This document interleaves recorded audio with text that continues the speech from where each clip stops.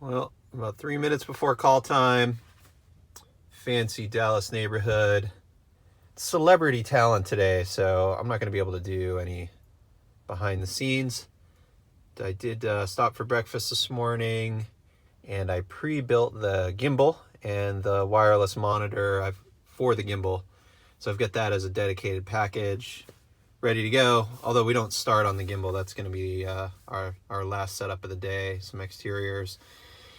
Everything today, the majority is interior, Amira. I think we're going to be on primes. And I got to set up the Zoom feed, set up an audio kit, light my shots.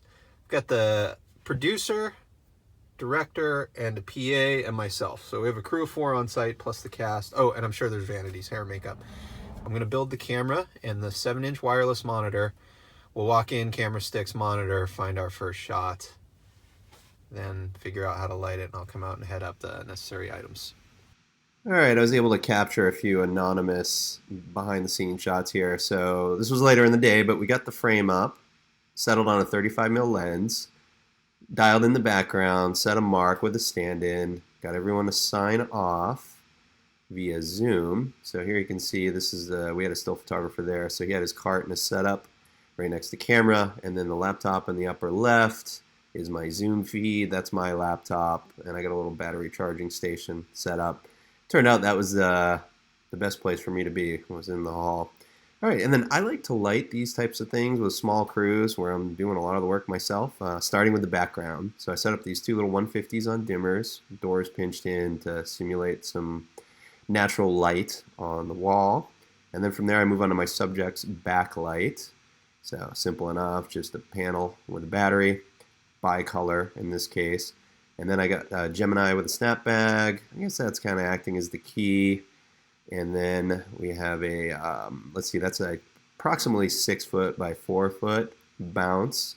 And I'm pushing a little bit of, I think we did the same thing, like bicolor. Once we got our subjects in and the frame locked, we slid this bounce over closer to the lens. I just couldn't block the active hallway while we were all setting up. Okay, new day, new city. This is in downtown Austin. This is a corporate communications piece. We had what worked out to be 6 stand-ups. They're kind of like simulated interviews, some of which had teleprompted lines. So same idea. My producer was in Chicago. To send him a Zoom feed. Here's one of our setups in a hallway. Essentially use the same similar lighting setup and lenses as the Dallas job. And they were back to back, so I was able to keep the truck packed. It was great. So this looks like a 35mm prime again, shooting a 2.0, it looks like. Mira, 4K UHD. Got 2 laptops on my cart. One is for prompter, and the other is the Zoom feed. Everything is wired. Actually, I shouldn't say that. I was thinking the prompter feed was wireless, but we actually hardwired it on this thing because it was so close to the cart. I did have the kit ready to also beam to the little 7-inch prompter wirelessly. Here's another setup. We were very lean on the crew. There were 2 units running. Had a second DP with a gimbal package shooting B-roll throughout the facility while I focused on these stand-ups. So I ran my own audio on this project for reasons beyond my control. I'm fine with it. If it's a single mic and they're locked off shots, I can manage a single mic. We had extra headroom for the composition here, and that boom was too far away. So I actually switched to a lav mic on the second take. And then here's another setup. We had a lot of glare on that back wall, and the second unit DP suggested I throw a pole in there. I'm so happy he was paying attention and saw it. I was distracted with my 4 other jobs. So that's why the matte box is up, threw the pole in, and it killed all of that glare that you see on the mural. GoPros and FX9 for the next 2 days. Working 20 minutes from my old house, Irvine, California.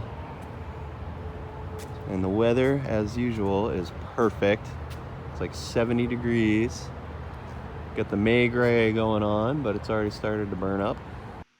Worked on this project about 6 months ago, same format, and it was such a success. The clients want to do it again. Grateful they had me back out to California to work on it.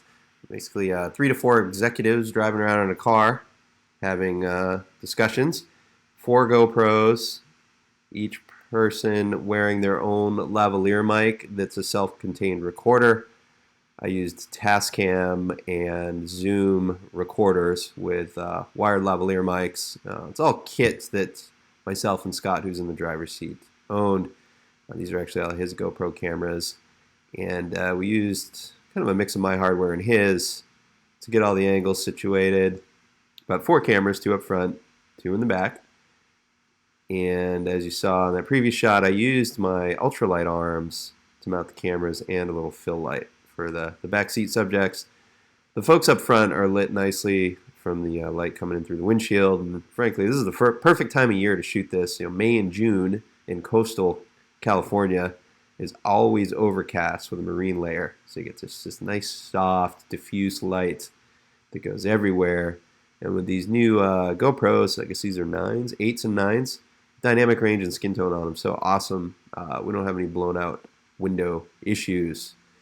And we worked off the truck. We were the chase vehicle. Had the fridge stocked with cold drinks. And my Ronin gimbal on the Austin shoot, the battery is stuck on there. I think the locking mechanism broke. I'm going to do some more research online, but I saw a thumbnail of a guy on YouTube with a rubber mallet. See here, it's like we're moments away from getting hassled by security.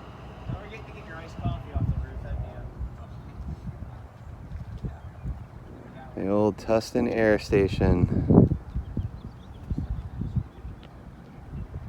They got like a couple towers now holding up this corner of the hangar.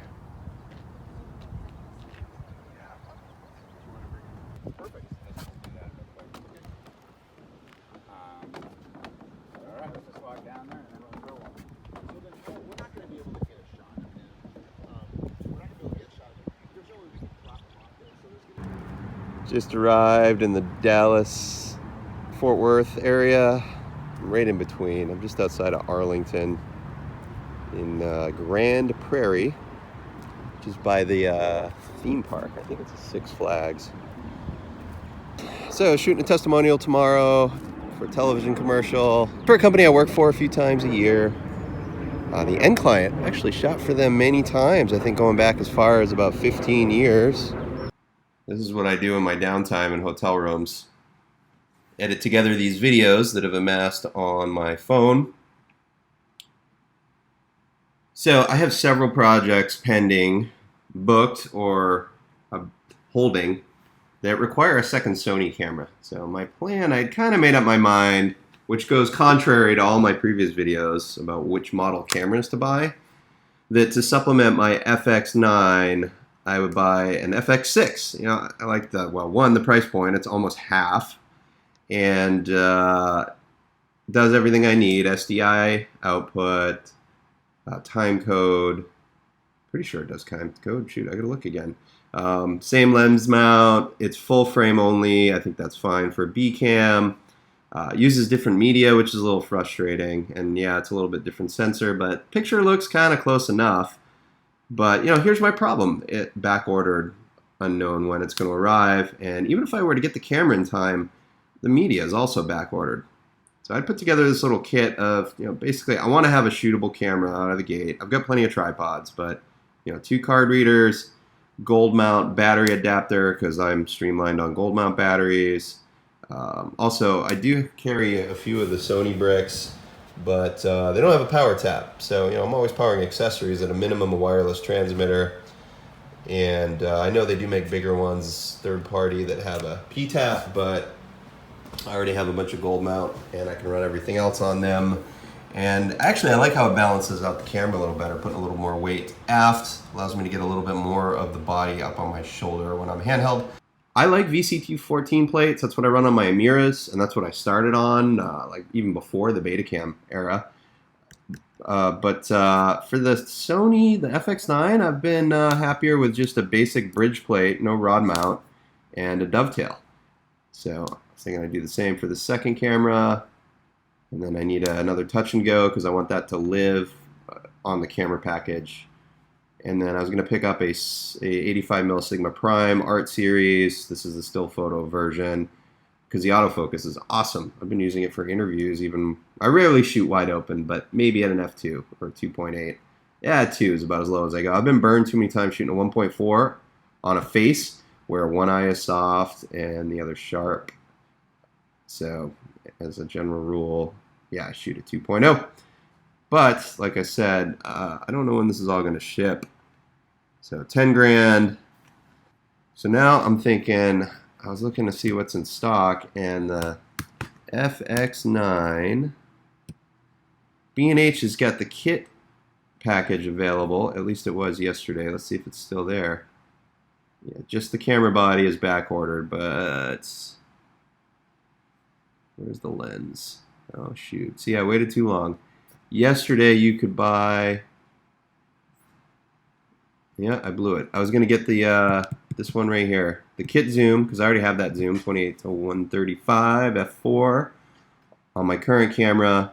So if I buy a second FX9, same lens, same Anton plate. I've got two identical cameras. They're on the the higher end of this particular product line. It's the top end model. I won't have any problems with my broadcast clients that are Sony and corporate video people. They're kind of happy with anything from DSLR on up. So it serves my two main client bases nicely. But shoot, you know what? I blew it. I literally could have ordered this yesterday. I've been looking at it all week, and it's been in stock. 2 to 4 weeks. Yeah, that's not going to work. I need it in a little over a week. Oh boy. Alright, fortunately Adorama had the package in stock, FX9 with the 28 to 135 zoom, and I got the Anton Bauer wooden camera gold mount plates. I chose this over all the other options because for cameras, I have had problems in years past with failed third-party battery plates. The pins get loose, the spring mechanism on the latch breaks, always at the most inopportune time, right when it's like roll camera, time to get the shot. So I have learned for mission critical things such as a camera, best to stick with the original equipment manufacturer's products. Okay, so here's our simple setup up in the Dallas area. Got a 85mm prime lens. We ended up shooting at a 2.0 Gemini in a snap bag, running at 60% daylight through a roughly 4 foot by 6 foot silk. And you can see here, I wouldn't be able to get away with this if I were lighting for another DP, but when I'm doing my own stuff, the single stand in the middle of the frame, I'm not seeing any shadow on the scene or the face, so I think we're good. Here's the final frame, dressed. Doctor expert testimonial, it's beauty products, Zoom feedback to clients. When I shoot these testimonial pieces, I like to be on a wider lens, like a 35 or a 50. But for this location, we didn't want to see that metal bookcase frame left, and it's got a cinder block wall behind it. So I had to back the camera up and switch to an 85 to narrow the background and stay on the smooth walls. Overall, this turned out great. I set up in about an hour and a half, 2 hours, and then it was about 90 minutes of time with our subject. When we set up, I thought we were going to get away with a single light source for the day, and then as the hours ticked by and the sun shifted, I had to set up 3 additional flags to cut and shape the light coming through the doors and window, and we also positioned a backlight on a C-stand behind the subject. That's it for now. Thanks for watching.